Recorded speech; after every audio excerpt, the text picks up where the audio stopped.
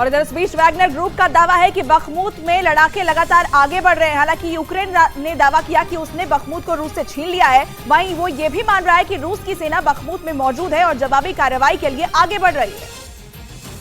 मतलब ये कि बखमुत पर अभी भी किसी एक पक्ष का कब्जा नहीं हो पाया है। रूस किसी भी कीमत पर बखमुत चाहता है, उधर यूक्रेन भी वहां से पीछे नहीं हट रहा।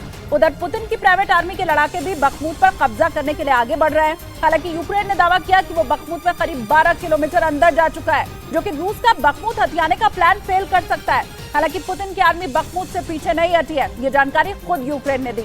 उधर दक्षिण अमेरिकी देश अर्जेंटीना की राजधानी ब्यूनस आयर्स में वेतन बढ़ाने की मांग को लेकर कई मजदूर संगठनों ने विरोध प्रदर्शन शुरू कर दिया और इस दौरान हजारों लोग ब्यूनस आयर्स की सड़कों पर उतर आए। हाथों में बैनर लिए प्रदर्शनकारियों ने वेतन बढ़ाने के साथ साथ काम करने के समय को भी कम करने की मांग की।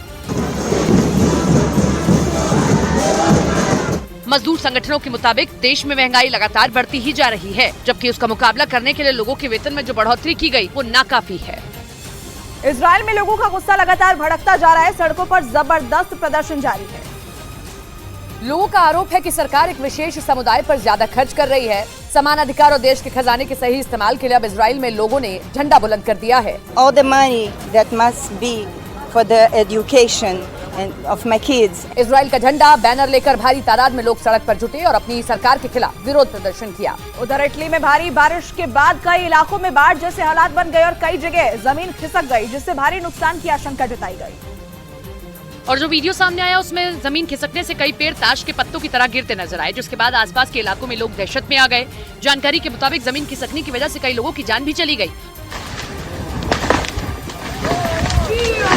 उधर मूसलाधार बारिश के बाद कई इलाकों में बाढ़ जैसे हालात बन गए। सड़कों पर पानी बहता नजर आया। कई घरों और बाजार में कई फीट तक पानी भर गया। बाढ़ और जमीन खिसकने से कई इलाकों में भारी नुकसान की आशंका जताई गई।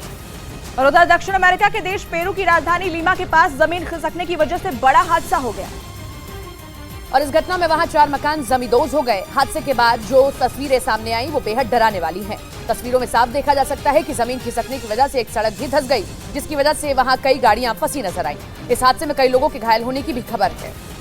और उधर यूरोप के देश सर्बिया में भारी बारिश के बाद कई इलाके बाढ़ की चपेट में आ गए। वहीं उत्तरी सर्बिया में सड़कों पर कई फीट तक पानी जमा हो गया, जिसकी वजह से कई गाड़ियां बाढ़ के पानी में डूब गईं। सर्बिया के नोवी सेड शहर में पुलिस ने पानी में डूबी एक कार में फंसे 2 लोगों को रेस्क्यू कर उनकी जान बचाई।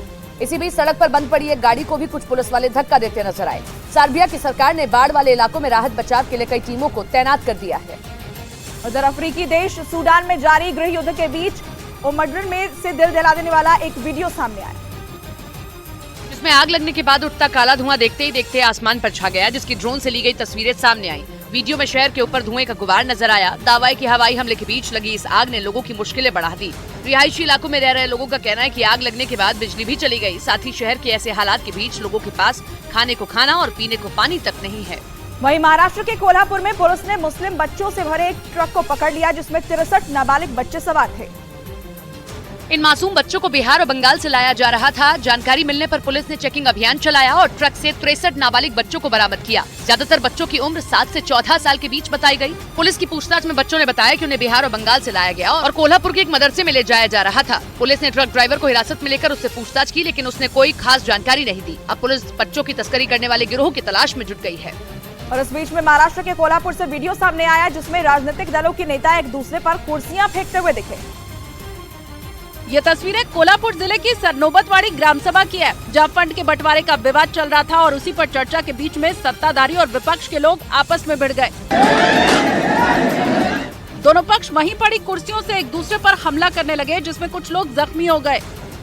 इधर उत्तर प्रदेश के कानपुर में मंदिर परिसर में स्थित करीब 25 फीट गहरे कुएं में गिरे एक लड़के को सुरक्षित बचा लिया गया। बताया गया कि ये लड़का खेल खेल में कुएं में गिर गया, जिसकी जानकारी मिलते ही वहाँ हड़कंप मच गया। लोगों की भीड़ इकट्ठा हो गई। कुछ देर बाद पुलिस भी वहाँ पहुंची। तभी भीड़ में शामिल दानिश नाम का एक शख्स रस्सी के सहारे कुएं में उतरा और इस लड़के को रस्सी से बांध दिया, जिसके बाद कुएं के पास मौजूद लोगों ने उस लड़के को बाहर खींच लिया। लड़के के कुएं से बाहर निकलते ही लोगों ने राहत की सांस ली।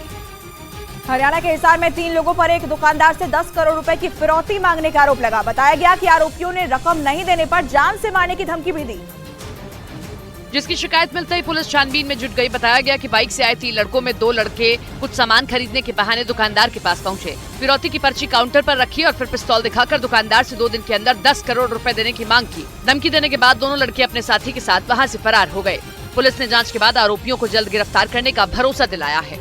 और उधर मुंबई में अमिताभ बच्चन को लिफ्ट देने वाला शख्स मुसीबत में फंस गया और साथ में अभिनेत्री अनुष्का शर्मा के बॉडीगार्ड को भी ऐसी ही मुसीबत झेलनी पड़ी।